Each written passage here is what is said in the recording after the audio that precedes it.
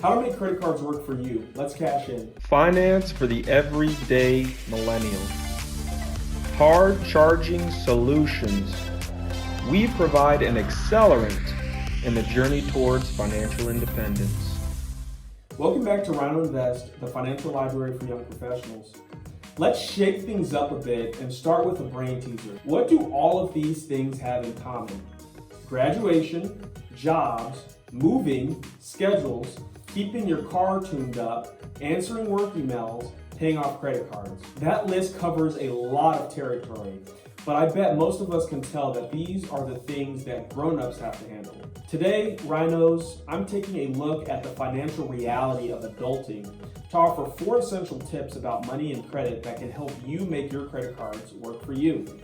Quick heads up here, some of what I tell you may shatter the way you currently think about money or credit. But giving up what we thought we knew to be true for what actually is true is also a part of adulting, right?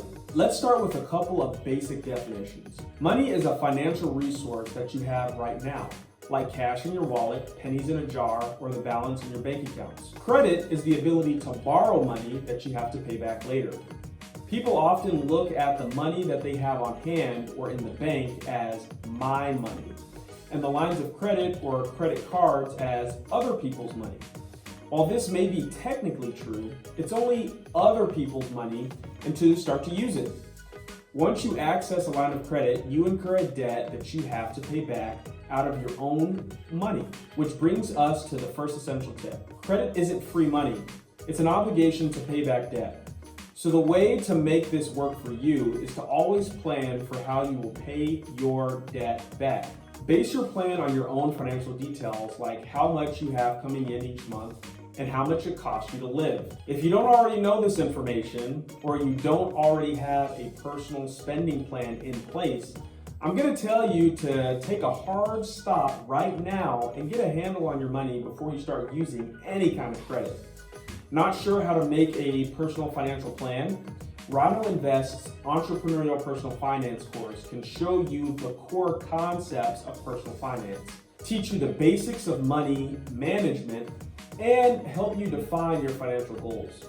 Click the link you see on your screen now for more details about this course. The second essential tip that I have for you is that credit isn't free. When you think about it, this makes sense because financial companies are businesses, and businesses have to earn money if they want to stick around. Most consumers think of credit card costs in terms of interest rates, but that's just the tip of the iceberg. The truth is that credit cards can provide income for card issuers in a number of ways. Annual fees on the credit cards can run into hundreds of dollars, and they're payable each year if you have the card. If you're late making a payment, you could be hit with a fee of $39 or more. If your charge balance is higher than your limit, you could be hit with another $39 fee. Transferring a balance from one credit card can cost you up to 3% of the amount transferred. And the money you transfer may start accruing interest from the first day it hits your account. Taking a cash advance can come with its own fees, and the interest rate on cash transfers is typically higher than the regular interest on your overall balance. Now that you know about all the potential fees and hidden costs that can come with credit cards, do you see why I said that you should never use credit if you don't already have a plan to pay it back? But if you know the rules, if you know what you can afford, and if you have a plan for how you're going to use the credit card, this is where it can start to get interesting. Third essential thing to know about credit cards is that they can actually help you manage your money, providing that you use them wisely. For example, let's say your regular monthly household expenses for things like utility bills, cable, cell phones, gas, insurance, groceries comes to about $2,000 a month.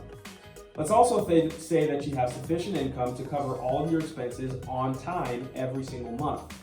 If you have a credit card with a limit that's higher than $2,000, and if your service providers and local businesses accept credit cards as a form of payment, you can charge all of your payments each month, then pay them off in one lump sum in the next payment cycle. Paying your bill in full lets you avoid interest charges, and making on-time payments for all of your accounts can help you build a strong credit history.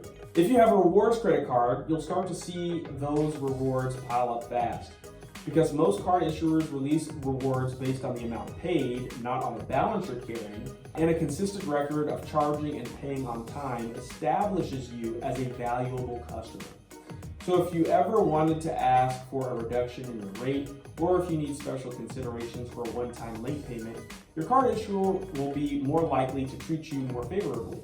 Now's probably a good time to bring up one big misstep that could upend your finances and cause your credit strategy to come to a screeching halt.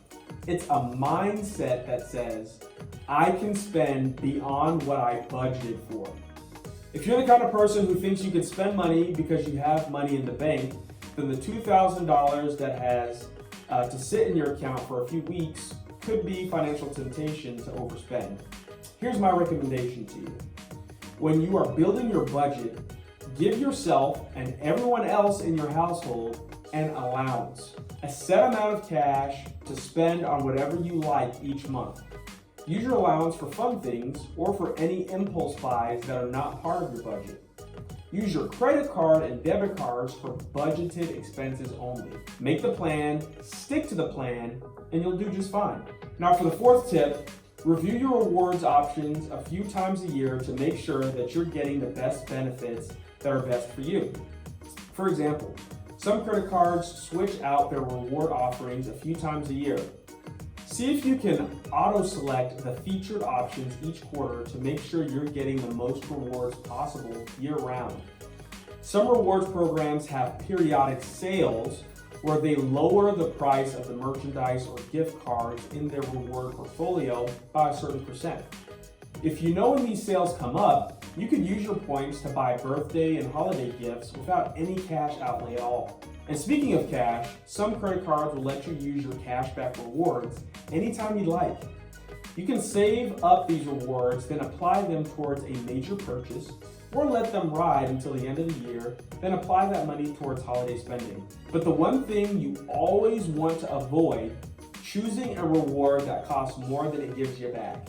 For example, if your credit card charges 50,000 points for an economy class airline ticket, you'll have to charge a lot before you and your significant other can earn a free ticket. Or if a vendor charges a fee for paying by credit card, you could be shelling out more in payments than you're actually getting back. Wondering which credit card might be right for you? We've done some research to find cards offering an array of rewards options for young professionals. Click the link that you see on your screen right now to check out our video on the top 5 credit cards for millennials. Subscribe to this channel to see more of our content and click the bell icon to receive a notification when a new video is published. Thanks for watching, and until next time, this is Cassian reminding you to seek real education, invest in performing assets, get rid of bad debt, and engage in oversight of those assets.